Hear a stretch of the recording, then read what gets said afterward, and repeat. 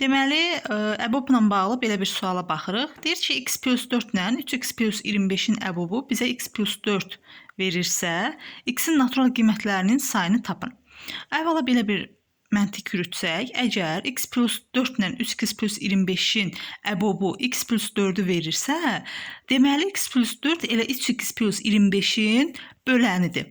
Yəni necə? Qısa bir şəkildə bir nümunə üzərində göstərsəm, məsələn, tutaq ki, əgər bizə belə deyim də, əbob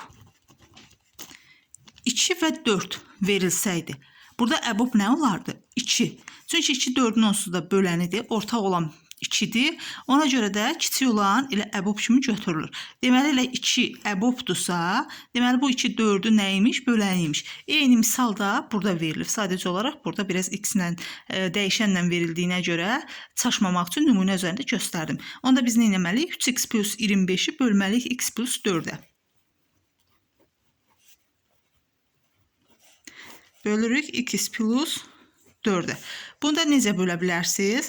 Buradan 3-ü çıxardıram mötərizə xaricinə. Mötərizənin içərisində x plus 4-ü yaradacağım. X plus 4 yazıram. İndi bir dənə fikir verin. 3x plus 4-ü əgər mən, baxın, burada belə bir şey qeyd edəcəm. 3x plus mötərizəni vurub açsam 12 eləyirmi? Çatmayan neçədir? Yəni 25 olması üçün neçə çatmır? 13 çatmır. 13-ü də bura əlavə edirəm. Deməli, x plus 4. Surətdə 3x plus 25-i elə bir ki, məxrəcə uyğun olaraq parçaladım. Sonra, deməli, biz buradan ayıracağıq. Bir dəfə bunu bir ayırırıq.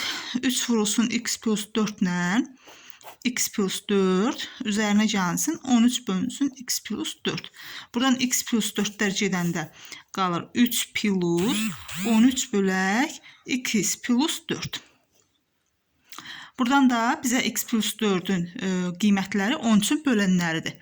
13-ün bölənləri də təbii ki 1 ilə neçədir? 13-dür.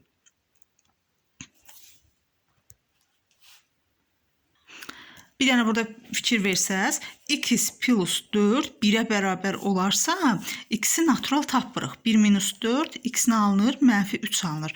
Deməli, x mənfi alına bilməz. Çünki x-in natural qiymətlərini istəyir. Mənfi də natural deyil. Amma x plus 4-ü bərabər götürsək 13-ə, x-i alırıq ki, deməli, 9.